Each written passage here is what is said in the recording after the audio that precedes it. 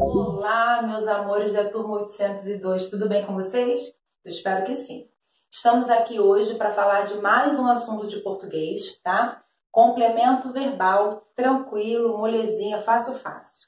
Na nossa aula online, né, nós falamos muito sobre a questão da transitividade do verbo. O que é isso? A gente entende que um verbo, às vezes, para ele ter um sentido completo, ele precisa de um complemento. E aí, dependendo de que tipo de complemento, eu chamo esse verbo de verbo transitivo direto, verbo transitivo indireto, e tem aqueles verbos que são bitransitivos. Estão lembrados? Que são os verbos que pedem o complemento das duas maneiras, tanto o objeto direto quanto o objeto indireto. Então, vamos aqui fazer uma revisão aqui bem rápida. Então, o complemento verbal, a palavra já diz, é o que complementa o verbo, ou seja, é toda a informação que vem imediatamente após o verbo, ok? Então, eu tenho aqui, o complemento verbal, ele pode ser objeto direto ou ele pode ser objeto indireto. E tem alguns verbos que ele tem a presença desses dois objetos. Então, a primeira frase eu tenho aqui, utilize o corrimão. Então, eu tenho aqui a presença de um verbo. Esse é um verbo transitivo. Por quê? Porque ele pede o complemento para fazer sentido. Se eu colocasse assim, utilize apenas, ia ficar algo sem sentido. Eu não ia conseguir parar o meu enunciado num verbo.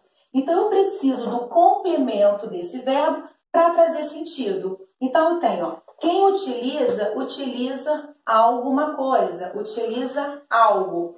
Que aqui na nossa situação é o corrimão. Então, o corrimão, ele é o complemento do meu verbo. Vejam aqui que logo após o meu verbo, eu tenho a presença de um artigo. Tem um artigo e eu tenho aqui um substantivo. Então, olha, sem preposição. Eu não tenho uma preposição. Então, eu chamo tudo isso aqui de objeto direto, porque não tem a presença de preposição. Vejam o exemplo de baixo. Gosto de música. Então, eu tenho aqui outro verbo transitivo. Por quê? Porque se eu parasse o enunciado aqui no verbo, gosto, na hora a pessoa vai perguntar, gosta de quê? Porque quem gosta, gosta de algo, de alguma coisa, de alguém. Então, é necessário um complemento para fazer sentido. E aí eu tenho aqui, ó, de música. Então, o de música é o complemento do meu verbo. Observem que eu tenho a presença aqui de uma preposição.